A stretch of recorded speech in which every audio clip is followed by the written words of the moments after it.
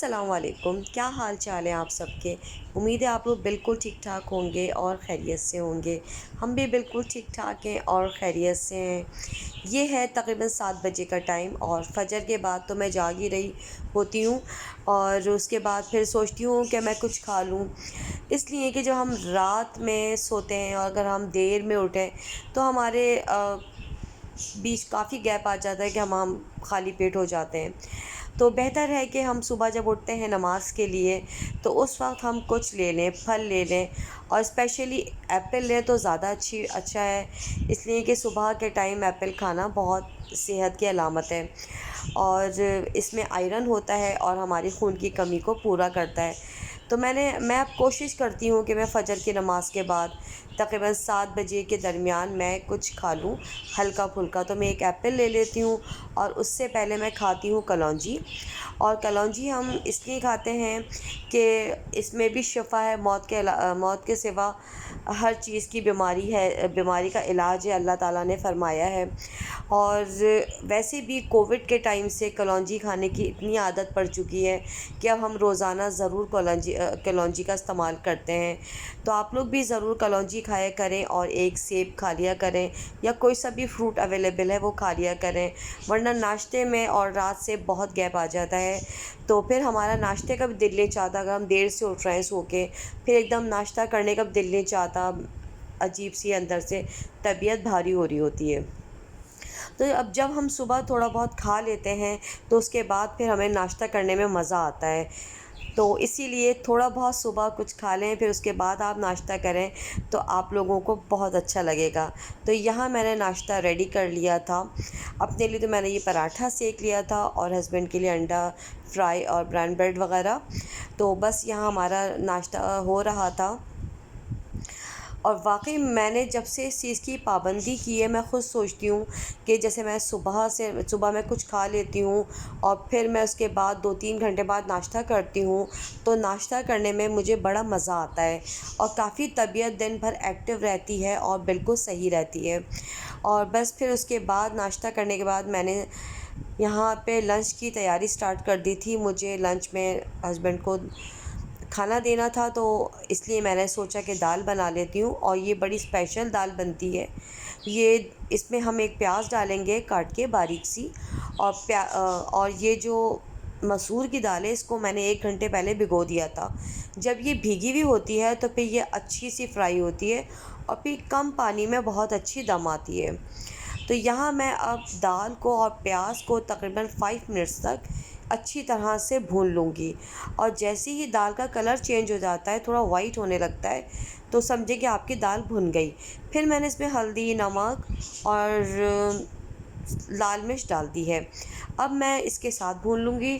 अदरक लहसुन का पेस्ट भी मैंने इसमें ऐड कर दिया है।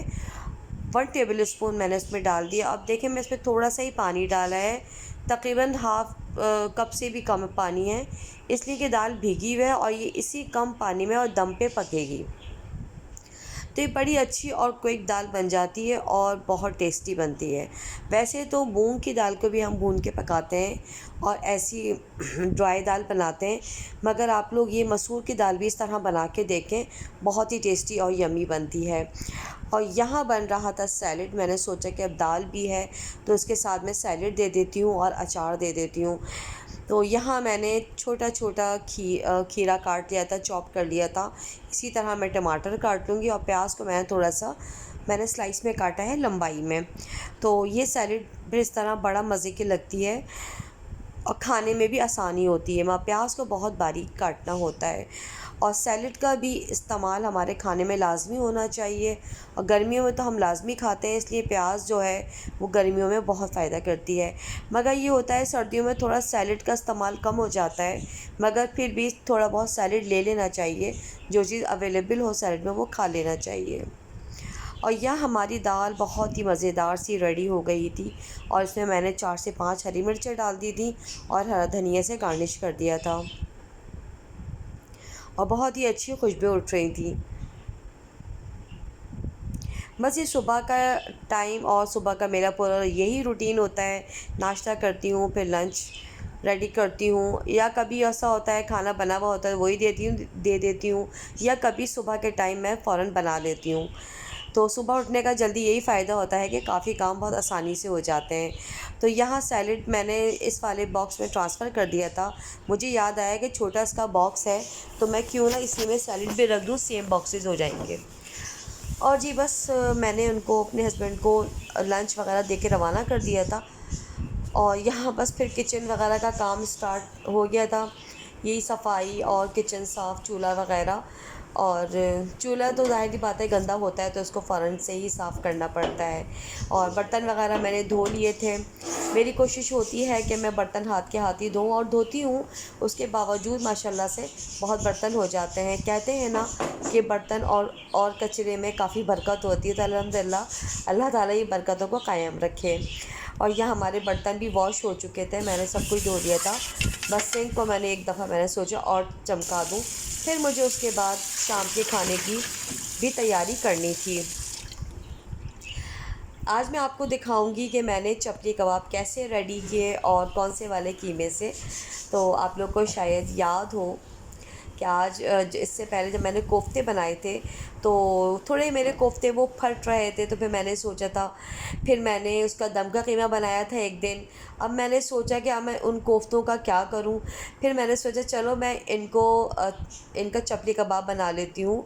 आज मैं इनको चपली कबाब की शक्ल दे देती हूँ। तो कोफ्तों को निकाल के मैंने फ्रीज़र से रख दिया था, और फिर जब जैसे ही वो थोड़े थोड़े से मेल्ट होने लगे, तो मैंने इनको, ये हवन दस्ता है बड़ा अच्छा लकड़ी का, सॉरी मिट्टी का है, और काफ़ी बड़ा है, तो मैंने अच्छी तरह से कीमे को कूट लिया था। और फिर मैंने सारे चपले कबाब का मसाला दोबारा से रेडी किया, जिसके लिए मैंने लिया चपली कबाब मसाला लिया, और मैंने खुश्क धनिया लिया, कुटी हुई लाल मिर्च, गरम मसाला, और अदरक लहसुन का पेस्ट, अंडा डाला, ये सारी चीज़ें, हल्दी, और थोड़ी सी जायफल जावित्री का पाउडर। तो मैंने इसमें 2 अंडे डाल दिए थे। अब मैं इसको अच्छी तरह से मिक्स कर लूँगी। तो वैसे भी आजकल आप लोग को पता है कितनी महंगाई है, तो आजकल हर आदमी परेशान है, तो बेहतर है कि हम चीज़ों को ज़ाया होने से बचाएं। तो मैंने इसीलिए उन कोफ्तों को मैंने किस तरह से, आप देखें कि मैंने इनको इस्तेमाल में लाई। पहले मैंने बनाया इनका दम का कीमा, फिर अब आज बना रही हूँ मैं चपली कबाब। मैंने पूरी दोबारा से इसमें मेहनत की, बस मुझे यही था कि ये कीमा ज़ाया नहीं होना चाहिए। और अब मैंने इसमें 4 टेबल स्पून तकरीबन बेसन मिला दिया है, और ये सारे मसाला जात, ज़ीरा, कुटी हुई लाल मिर्च, और चपली कबाब मसाला है थोड़ा सा, और फ्राइड अनियन है, धनिया है, गरम मसाला है। अब ये सारे मसाले मैं इसमें ऐड कर दूँगी। तो यहाँ पे हमने ये किया कि हमने चीज़ को ज़ाया होने से बचाया। तो वरना लोग सोचते हैं कि यार कोफ्ते हैं, अब इसका क्या करें, और अब इसके तो टेस्ट चेंज हो जाएगा। मगर आप टेस्ट खुद चेंज कर सकते हैं इसमें वेरिएशंस करके। अब जैसे कि मैंने इसमें सारा हरा मसाला, सारा चपली कबाब का मसाला मिलाया, तो वो कोफ्तों का टेस्ट रहा ही नहीं। ये बिल्कुल चपली कबाब ही बन गए, और इतने अच्छे चपली कबाब बने, और मुझे इतनी खुशी हुई कि मैंने कीमे को ज़ाया होने से बचा लिया। इसलिए कि अब वो दौर नहीं है कि हम किसी भी चीज़ को बहुत आराम से ज़ाया कर दें या रख दें या कुछ। मतलब अब यही होता है कि भाई अब आप इसको इस्तेमाल करें, खाएं, और इसको ज़ाया होने से बचाएं। बहुत ज़्यादा महंगाई है, और इस महंगाई ने हमें काफ़ी कुछ सिखा दिया है कि हमें ज़ाया नहीं करना चाहिए। इसलिए हमसे बहुत सी चीज़ें पहले हो जाती थी ज़ाया, या हम उस चीज़ को ज़्यादा अहमियत नहीं देते थे, मगर अब अल्हम्दुलिल्लाह अंदाज़ा होता है। तो ख़ैर यह हमारा चपली कबाब का जो मसाला था पूरा रेडी था, और बहुत अच्छा बन गया था, बहुत अच्छा मैंने इसको कूटा था। इतना अच्छा ये हवन दस्ता है, मेरे पास पुराना रखा हुआ था, मुझे याद ही नहीं था। फिर मुझे याद आया कि मैं क्यों ना कीमे को इसके अंदर कूटूँ। तो बहुत अच्छा सा हमारा कीमा रेडी हो गया था अल्हम्दुलिल्लाह। और यहाँ मैंने स्लाइस कर लिए थे टमाटर, इसलिए कि हमें चपली कबाब में टमाटर लगाने थे। अगर ये ना लगाएं तो फिर तो चपली कबाब समझेंगे बनेंगे ही नहीं, वो शक्ल ही नहीं आती। तो ख़ास ज़रूरी होता है ये मतलब टमाटर के स्लाइसेस अगर हम वैसे ही बना लेंगे तो वो भी सही रहता है। बस वो ये होता है कि कच्चे कीमे के कबाब बन गए। तो यहाँ अब मैं बड़े बड़े से चपली कबाब बना के रख दूँगी।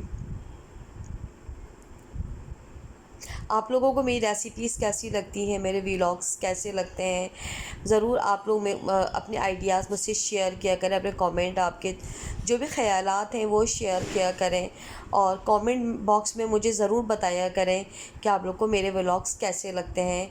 और शेयर किया करें, सब्सक्राइब किया करें, इसलिए कि मुझे आप लोगों की सपोर्ट की बहुत ज़्यादा ज़रूरत है और मेरा चैनल आगे आप लोगों की सपोर्ट से ही बढ़ेगा। तो ये इतनी सी आप लोगों से गुज़ारिश है, तो आप लोग ये कर लिया करें प्लीज़। और यहाँ बस अब फ्राई करने का आ गया है टाइम और मैं सारे चपले कबाब एक एक करके फ्राई कर लूँगी। और अब अल्हम्दुलिल्लाह आप लोग देख सकते हैं कि कितने ज़बरदस्त से बने हैं। थोड़े से तो टूटे थे मगर खाने में उम्दा बने थे, इसलिए कि हमने सारे ही मसाले टोटली चेंज कर दिए थे और बहुत अच्छे से हमारे चपली कबाब रेडी हो गए थे। अब हम इनको उल्टा करके रख देंगे ताकि टमाटर के साइड से ये अच्छे से सिक जाएं।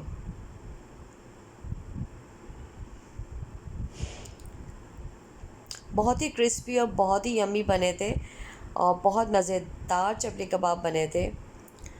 तो बस इस तरह से हमने अपने कीमे को यूटिलाइज़ किया और जो अब वो कीमा ख़त्म हो चुका है।